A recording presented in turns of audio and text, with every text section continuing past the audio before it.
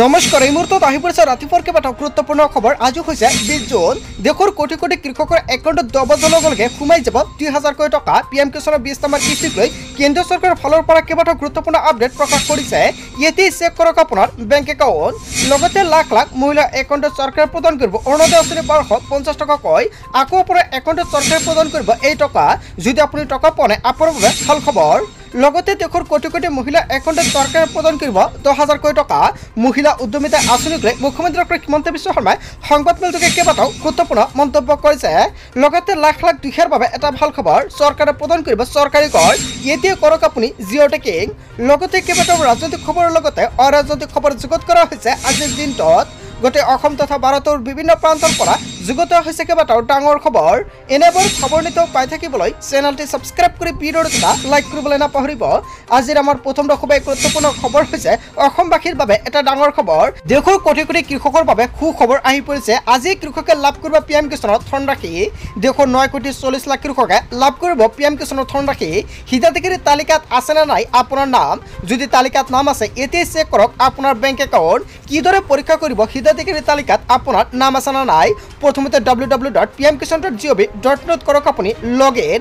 তাৰপিছতে যাওক beneficiary list লৈ।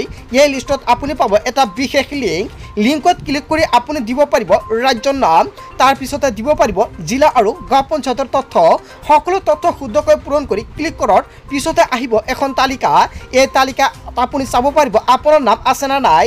তালিকাত নাম থাকিলে আপোনাৰ একাউণ্টত চৰকাৰে 2000 কোটি টকা প্ৰদান কৰিব।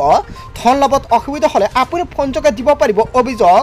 15526 নম্বৰ মুকলি কৰা হৈছে জনতাৰ সুবিধাৰ্থে। 1800115526 নম্বৰতো আপুনি দিব পাৰিব অভিযোগ। 01123381092 নম্বৰতো দিব পাৰিব অভিযোগ। অৱশেষত পিএম কিষাণৰ প্ৰতিজন হিতাধিকাৰীৰ বাবে ভাল খবৰ আহি পৰিছে। আজিৰ ভিডিঅ'টো সকলোৱে বেছি বেছিকৈ শ্বেয়াৰ কৰি দিয়ক, কিয়নো পিএম কিষাণৰ প্ৰতিজন হিতাধিকাৰীৰ একাউণ্টত আজি 10 বজাৰ লগে লগে চৰকাৰে প্ৰদান কৰিব টকা। দেশৰ কোটি কোটি কৃষকৰ বাবে ভাল খবৰ আহি পৰিছে। 3.68 লাখ কৰোड़ কৃষকৰ একাউণ্টত চৰকাৰে প্ৰদান কৰিব 2000 কোটি টকা।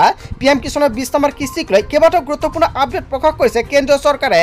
প্ৰধানমন্ত্ৰী মোদীয়ে 2 বছৰ পিছতে আপোনাৰ একাউণ্টত এই টকা প্ৰদান কৰি দিব। কিন্তু তাৰ আগতে যদি আপোনাৰ একাউণ্টত কিবা সমস্যা হৈ আছে তেনে ক্ষেত্ৰত 10 বছৰ পূৰ্বে সকলোখিনি সমস্যা সমাধান কৰাই লৈ লওক। যদি ইকেৱাইচি লেণ্ড চিডিং, যদি বেংক একাউণ্টৰ লগত আধাৰ কাৰ্ড লিংক হোৱা নাই অতি শীঘ্ৰে পোষ্ট অফিচৰ এখন একাউণ্ট অপেন কৰক, অন্যথা আপোনাৰ একাউণ্টত আপুনি 20 নম্বৰ কিস্তি টকা নাপাব। পিএম কিষাণ যোজনাত বিগ আপডেট প্ৰকাশ পালে। when will the 20 instalment be release it? অৱশেষত 20 নম্বৰ কিস্তি টকা ৰিলিজ কৰিছে। আৰু 20 জুন আজি হৈছে 20 জুন। আৰু 20 জুনত চৰকাৰে এই টকা প্ৰদান কৰিব বুলি সম্পূৰ্ণকৈ উল্লেখ কৰিছে। আৰু গভৰ্ণমেণ্টৰ তৰফৰ পৰা ডিপজিট কৰি দিয়া হৈছে 2000 কোটি টকা।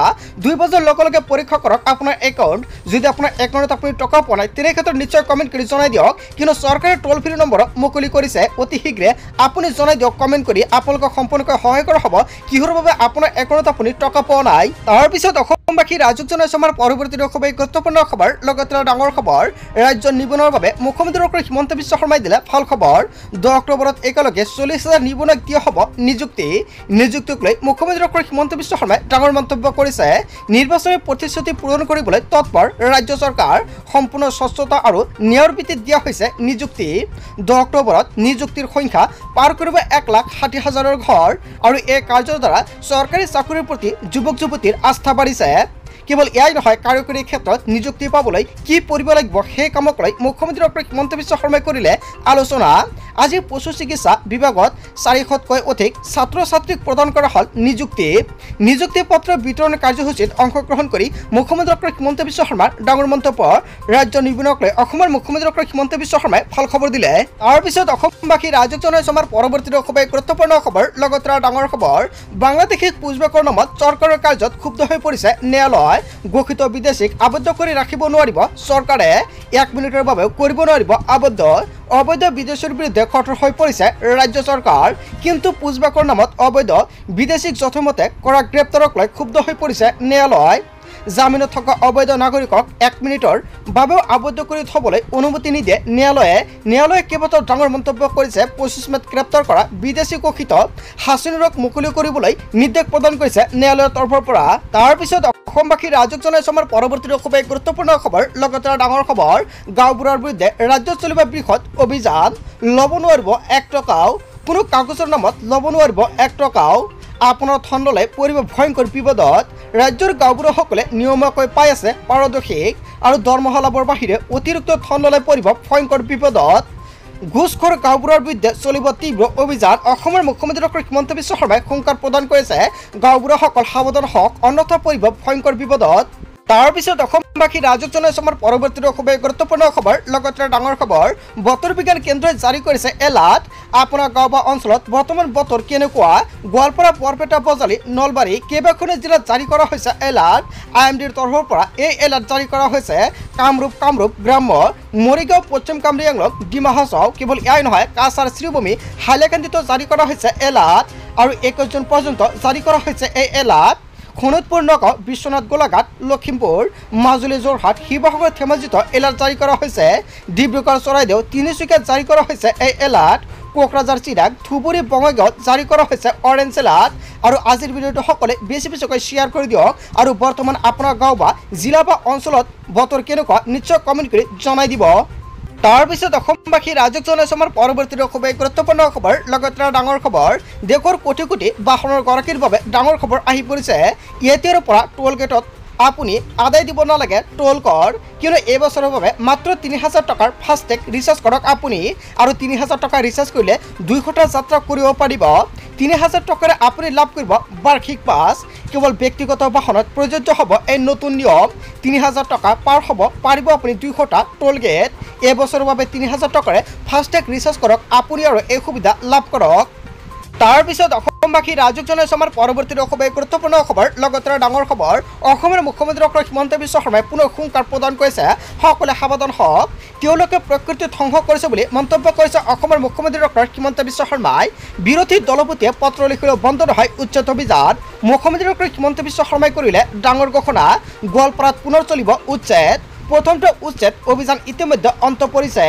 গোৱালপাৰাৰ ৰাক্ষসনী পাহাৰত পুনৰ চলিব উচ্ছেদ। 2 এদিনতে মুখ্যমন্ত্ৰী ডক্টৰ হিমন্ত বিশ্ব শৰ্মাই যাব উচ্ছেদ স্থলীলৈ। আৰু 1500 বিঘা মাটিৰ এখন বিল দখল কৰিছিল জনতাই আৰু অৱশেষত তাত উচ্ছেদ কৰা হৈছে। আৰু এতিয়া আকৌ নতুনকৈ অভিযান প্ৰক্ৰিয়া আৰম্ভ কৰিব উচ্ছেদৰ। আৰু তেওঁলোকে প্ৰকৃত ধ্বংস কৰিছে বুলি মন্তব্য কৰিছে অসমৰ মুখ্যমন্ত্ৰী ডক্টৰ হিমন্ত বিশ্ব শৰ্মাই। 2 দিনৰ ভিতৰতে চৰকাৰে আকৌ উচ্ছেদ অভিযান চলাব। তাৰপিছত অসমবাসী ৰাজক জনাইছে আমাৰ পৰৱৰ্তী খুবেই গুৰুত্বপূৰ্ণ খবৰ। লগতে ডাঙৰ খবৰ, অৰুণোদয় আঁচনিত নাম নাই নেকি আপোনাৰ? 30 জুনৰ পূৰ্বে কৰক আপুনি আবেদন। মুখ্যমন্ত্ৰী ডক্টৰ হিমন্ত বিশ্ব শৰ্মাই দিলে সোণোৱালী সুযোগ।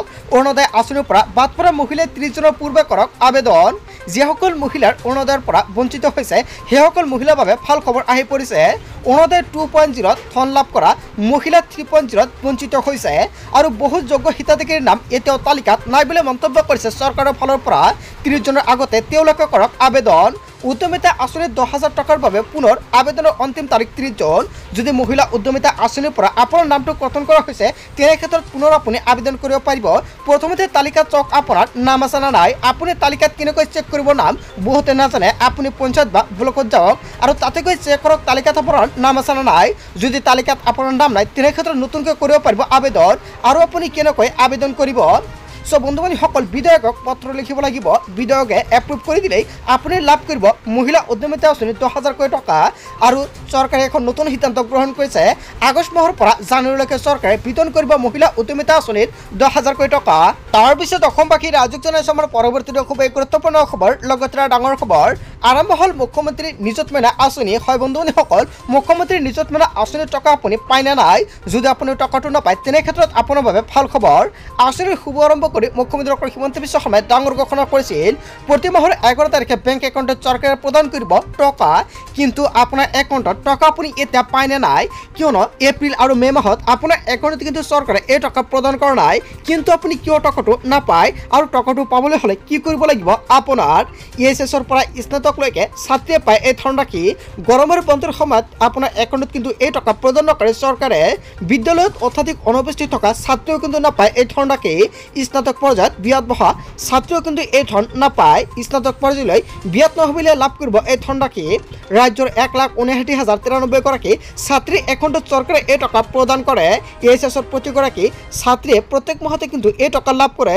কিন্তু এই টকা আপুনি পাই থাকিবলৈ কৰিব লাগিব গুৰুত্বপূৰ্ণ কাম। আৰু অতি শীঘ্ৰে যদি আপুনি টকাটো নাপায়, টকাটো বন্ধ হৈ গৈছে, এতিয়া আপোনালোকৰ পুনৰ ৰিএপ্লাই কৰিব লাগিব। ৰিএপ্লাই নকৰা পৰ্যন্ত আপোনাৰ একাউণ্টত আপুনি টকা নাপাব।